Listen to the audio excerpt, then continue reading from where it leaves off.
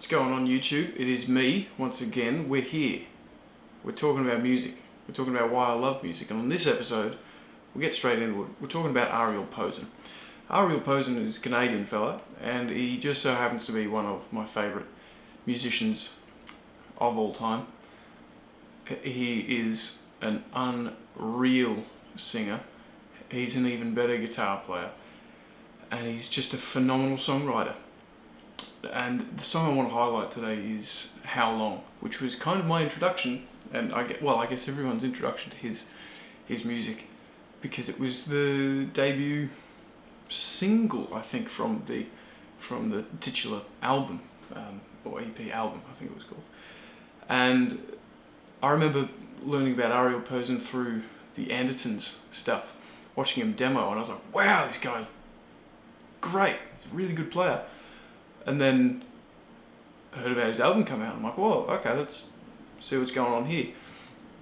And I think he released like some live recordings of these songs first as like the singles. And I remember watching them and I was like, oh my God, this is unbelievable songwriting and part writing and everything. There are so many little details in the song that are just fantastic, that I want to try and articulate and share with you. I'm very ill prepared for this video, so there might be some dodginess here or there, but I guess you're used to that because it's my channel. So today I'll be playing the baritone, because Ariel Posen plays the baritone. Now first thing we're going to do is listen to a little bit of the verse, and then we're going to kind of skip ahead because I don't want to really play the entire piece for you. I want to just kind of cherry pick some stuff. So let's have a listen to the start of the song. April is letting me down. Sky just don't wanna let up. Muddy pathways turning the alley. April keeps letting me down. Alright, so we start with that. What a delivery on the vocal performance, and what a performance on the guitar as well. It's a great chord progression, and it's very interesting. It does lots of very, very cool things that I like. Lots. So the first thing we should talk about is this cable being a pain. So I should get a wireless system for this. What the fuck is going on there? Alright, this cable really giving me the shit. Okay, so let's talk about the chord progression.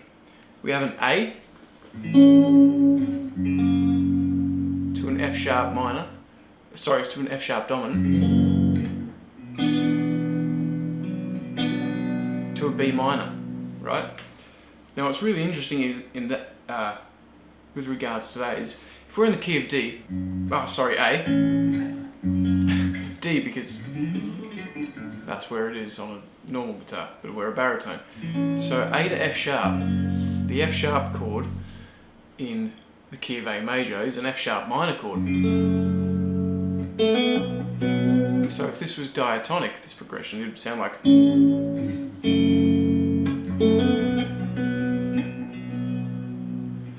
which is cool, but he goes for a secondary dominant, alright?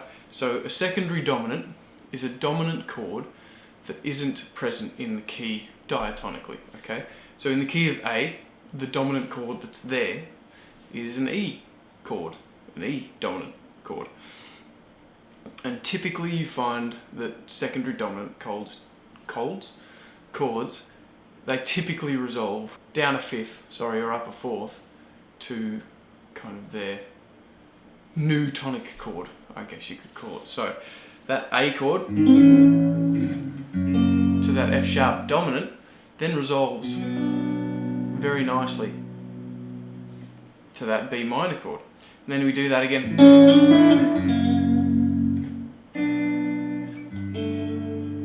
But then we come down to a G chord, and now it's like, oh, hold on, I thought we were in the key of A. What are all these non-diatonic chords? And then, we'll get to that. So we think we're in the key of A.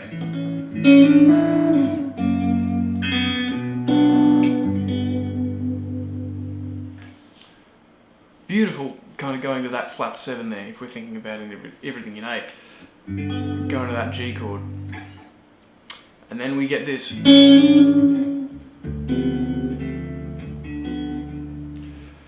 This 1 being the A, to the 4 minor, or the 4 minor, it's kind of like a 4 minor 6 if you follow the melody.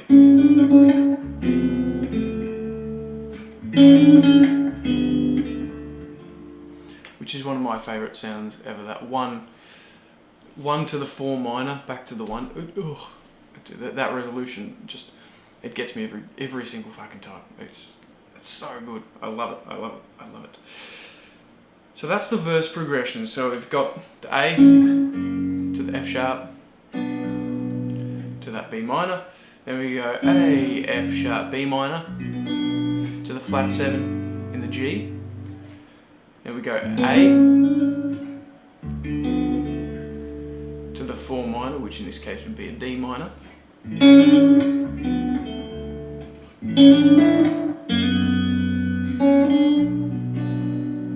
Right? That's the chord progression. And then the drums kick in and we get another verse. But we're going to jump to the chorus now because we've heard the verse, okay?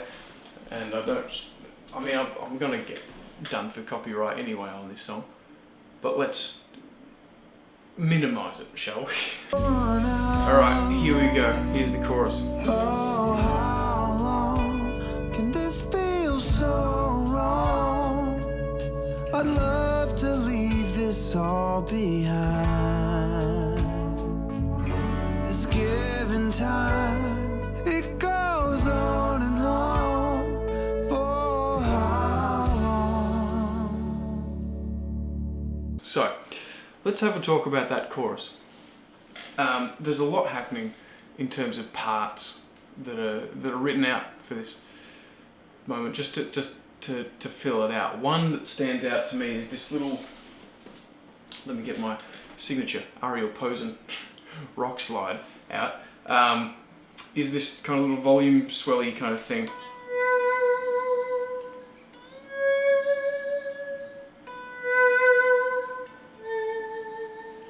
That little thing, it's gorgeous. Just a little bit of something on the top, a little bit of seasoning.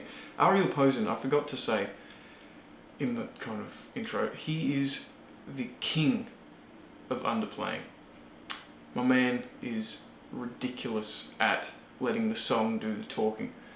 It's one of my favourite things about him because he can shred. He can absolutely tear it up. But he's like, no, I won't. It's like Steve Rogers at the end of Endgame. No, I don't think I will. But the chorus, the chords. That D chord. Sorry, not D chord, G chord. Da, da, da, da, da. Just back and forth between. And then that little kind of first inversion D chord leads back to the G chord. And we actually end with an E minor to our D, which is kind of like the tonic, you could call it, because if you think about the harmony that's come before, it's pretty much all kind of around the key of D, as well as the key of A, which is funny because they're of course very close in the circle of fifths, they're only one sharp apart. But like that verse, we start on A, that's in the key of D. F sharp, that could be almost like a 3 dominant,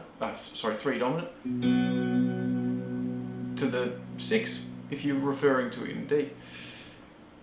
And then it kind of just resolves really nicely with that E minor kind of thing. It's just so good. There's one other part that I want to talk about, but my camera's telling me I have no more space left. So I'm going to go delete some stuff and then we'll talk about the little solo section. I'll be right back.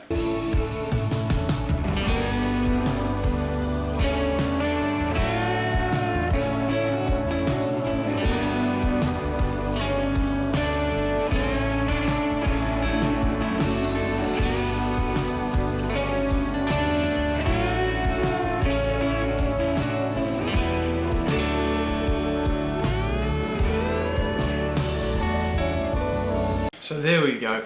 There's old mate solo. And like I was saying, king of underplaying. Because it's just so melodic. And it's one line that gets tampered with a little bit. That's been tampered with, that has. Blimey! Harry's got himself a rogue bludger. That's been tampered with, that has. But just a little bit, and just enough. You know, it's not the song for the shreddy kind of thing. It's really not. But there's one part in particular in the solo that's not the slide solo itself. It's this little part that happens towards the end of the phrase. That. It's dead simple. It's so simple. But you've got this chord progression under it.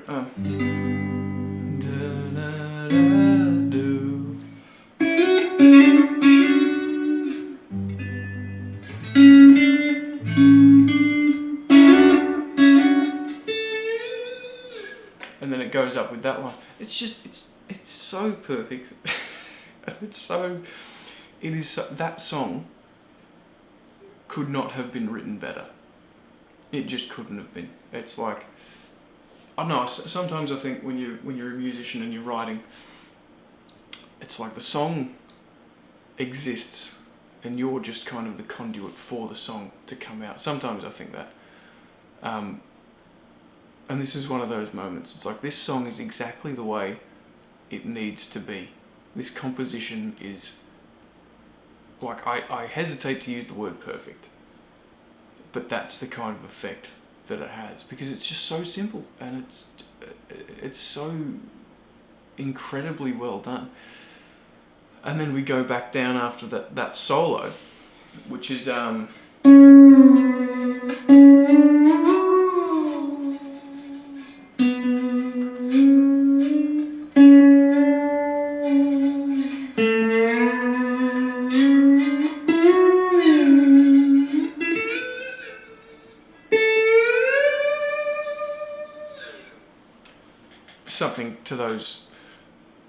something to that effect.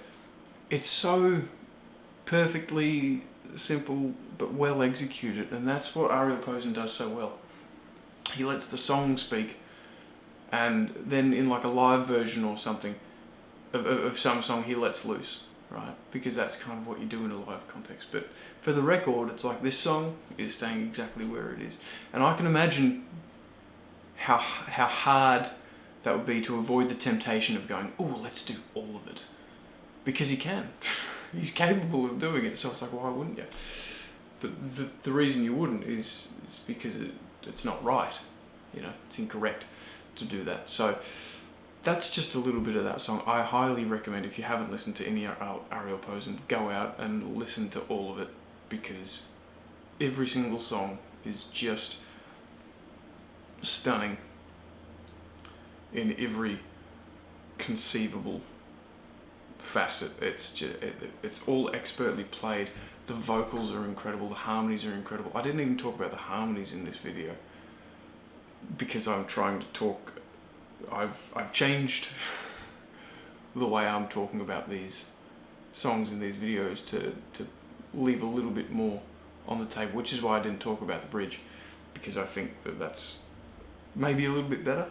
Maybe gives you a little bit more incentive to go listen to the whole song if I don't talk about all of it, but the bridge is incredible.